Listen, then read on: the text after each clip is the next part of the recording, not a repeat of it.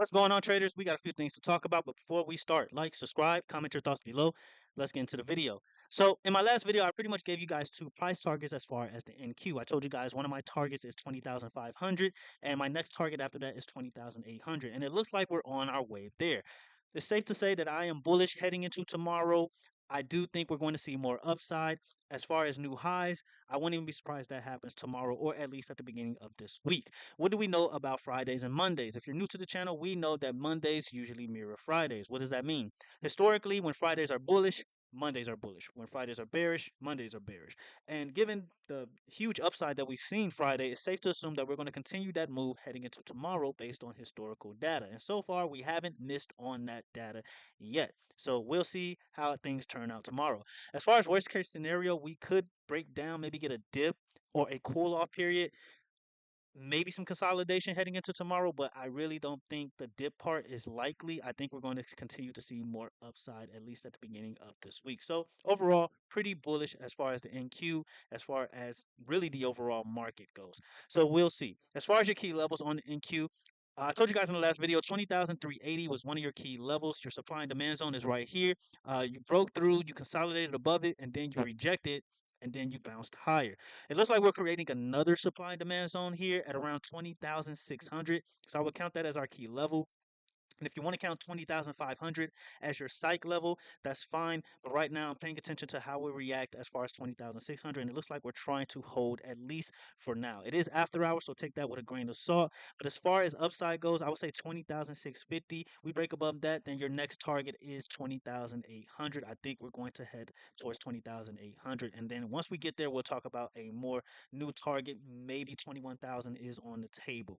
But that's what I have for the NQ. As you guys can see here, didn't make anything up. Supply and demand zone is right here, right around 20,250, and then 20,380 is where your supply and demand zone is. You got a rejection here, you bounced here, and then you even consolidated above here, and then you bounced higher. All right, so mark this on your charts. Keep in mind of this supply and demand zone here. It's a very key area. And then if you want to pretty much jump the gun, you can call 20,600 a key area as well. Really pay attention to that.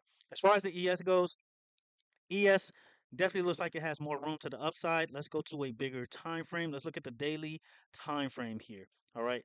So as you guys can see, we have been trading in this channel. I mentioned this a few videos actually, but we've been trading in this channel for quite some time in the ES for a very long time.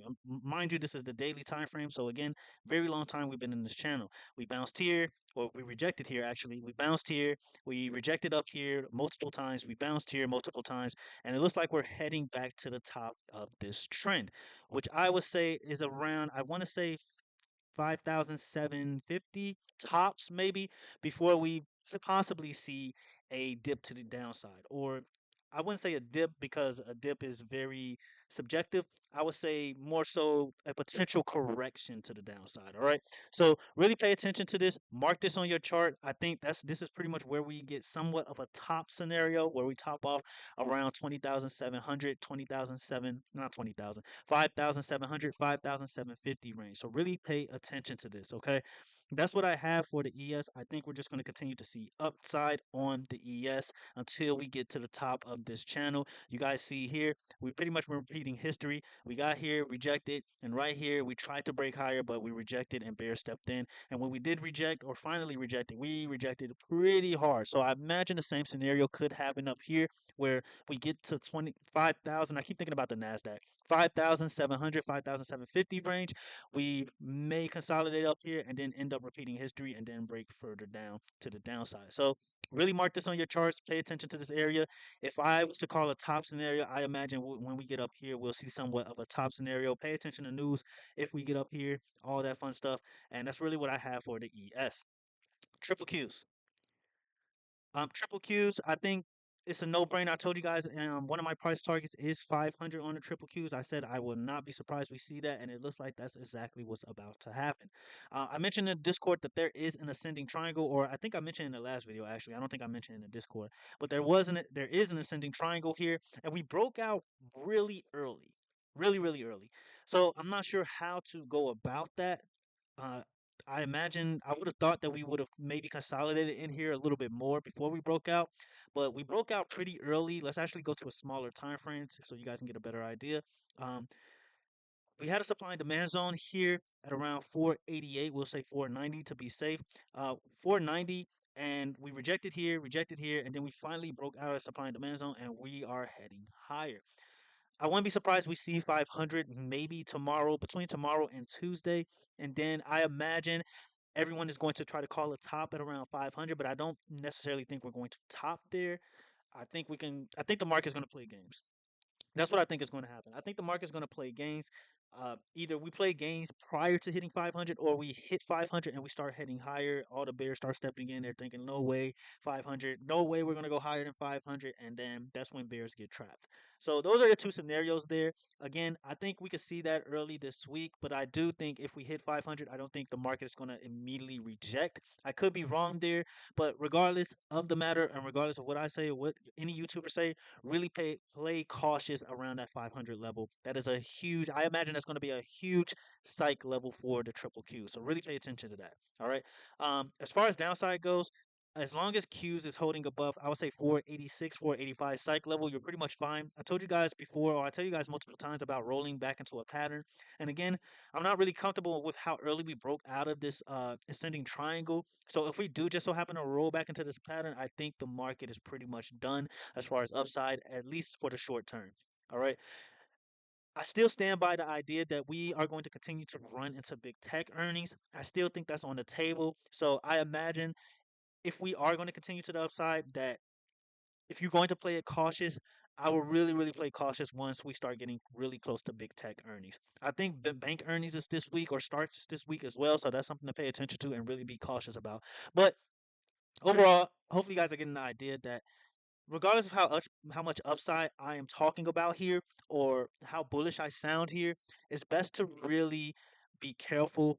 Control how many contracts you play, control how many shares you buy, things of that nature. Do what you want with this information overall, but really, really play it cautious. I think we're in very dangerous territory here, despite how bullish I sound, despite how excited I sound. We're really in dangerous territory here, and at some point in time, I do think that the market is going to have some type of rug pull scenario. But until that happens, it's all speculation, and we'll talk about that if that ever happens. All right. SPY. As you guys can see, SPY has plenty of room. I marked this. I showed you guys this in my last video. SPY still has plenty of room to the upside. 560 is obviously on the table. As you guys can see, I don't make this stuff up. We rejected here in this area. We bounced here, and then we somewhat bounced here. And now it looks like we're heading back to the top of this channel. We've been trading in this channel for a while. This is the daily time frame on the SPY, and I wouldn't be surprised if we see 560 sometime this week. After we hit 560, I imagine at some point that could be the top scenario. Um, Again, this makes sense, right? Look how close we are to 500. I just warned you guys that if we hit 500, I would really play cautious there. I imagine that's when bears are really going to step in, and either it's going to be a bear trap or it's going to be a top scenario.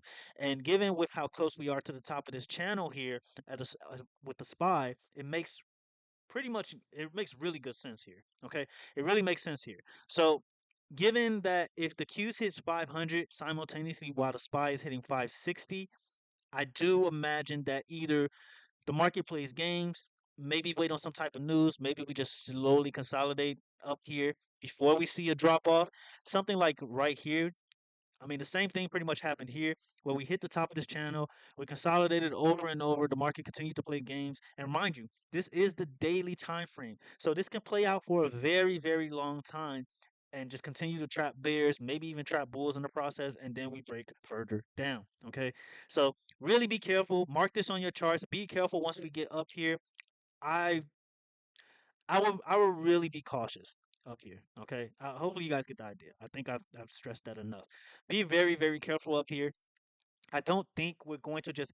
I don't think tomorrow is going to be the day where we hit 560. Maybe Tuesday, at tops Wednesday, before we actually see some turbulence, maybe some consolidation to the upside, or we just completely break down. So that's what I'm looking at as far as the SPY 560. As far as downside goes, this supply and demand zone right here. Let's actually go to the 4-hour time frame. 549. So 549 is your key level here as far as the supply and demand zone. We break below 549. At that point, I do think we are looking at a top scenario. So if you really want to play it like really, really safe here, let's say we hit 560 and you really want to look for an entry for bears, I will wait for the supply and demand zone to break, get below 549, and after that, I pretty much think bears are going to take control and we could potentially head back down to the bottom of this channel at around 537. Okay, and I mentioned 537 multiple times in multiple videos. So if there was a time to hit that target, I imagine once we get up here, that would be a beautiful time to maybe, okay, maybe load puts. But we'll talk about that in another video once we get this top scenario or potential top scenario. Okay, let's talk about stocks. Apple. Right now, I am in two. What am I in? I'm in 230 Apple calls. I think Apple is easily going to head to 240 minimum. I wouldn't be surprised it hits like 253. I mean, not 253, 250, 253, 255 range, somewhere around that range before Apple has somewhat of a sell off. But I do think I'm really bullish on Apple. I think it's going to have more upside. Analysts already have a price target of 250. So don't be surprised if it does hit 250. I really don't have anything negative to say about Apple. We look at the weekly time frame. As you guys can see here, we pretty much broke out of this pattern here. Rejection here, rejection here, rejection here, bounced here, bounced here. So you guys know I'm not making it up. And then we had somewhat of a bounce here, basically a higher low, if anything. And then we finally broke out. This is a very strong weekly candle, like a very strong weekly candle. I mean, look at this. This is nothing but bullish momentum. There's no bears in sight in this candle. So if anything, I imagine Apple is going to see newer highs this week, and I wouldn't be surprised if we see that 250 target, minimum 240 target sometime this week. So really pay attention to Apple. We're in 230 calls in the Discord, so really looking good on this play. So far, we're in profit. We got in at around 225 range, 224. So really pay attention to Apple. 250, that's my target for Apple. Amazon. Amazon, my target still remains the same. My first target is 205. As you guys can see, we're looking at this channel here. Let's go to the daily time frame so it can look better. We've been trading in this channel for a very long time on Amazon. As you guys can see, I'm not making this up. Rejection, bounced here, you rejected all in this area. You bounced here, so on and so forth.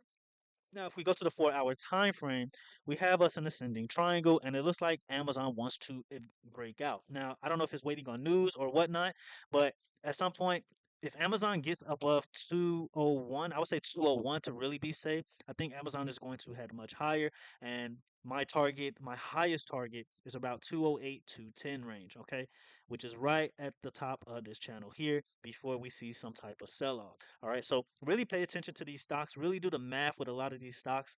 A lot of them are really close to the top of their channels here that they've been trading in. And again, this is the daily. Well, this was the daily. This is the daily time frame. Okay, very important time frame. Very huge time frame.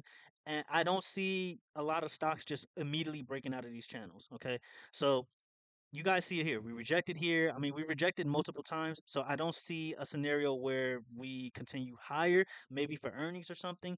But if Q's his 500 and SPY his 460, I mean, if Q's his 500 and SPY his 560, and you see a lot of these stocks hitting the top of their channels, I would be. I would start running for the hills. I would start taking profit. I would be very, very cautious. That's just me. Do what you want with that information. But 205 is my first target. 208, 210 is my next target after that. Meta. Meta has been giving us a bag. Oh my gosh. Really loving Meta right now. Um, I wish I held my 515 calls, but I jumped back in. I alerted to the Discord that we are in 560 calls and then 540 calls as well. Those are all in profit right now. We got into 515 calls. I told you guys in the last video, we got into 515 calls around 508. Man, if we would have held those, if I would have held those, man, oh my gosh, I'll be up like easy 5K. But profit is profit. Made a nice little 1K off of it, so can't be too mad about it. But Meta looks beautiful, guys. I can't even stress it enough. Meta really looks good. My price target for Meta is about 560 tops. I'm looking at 570. Um, and as you guys can see here, let's actually mark it out if I can find. Here we go.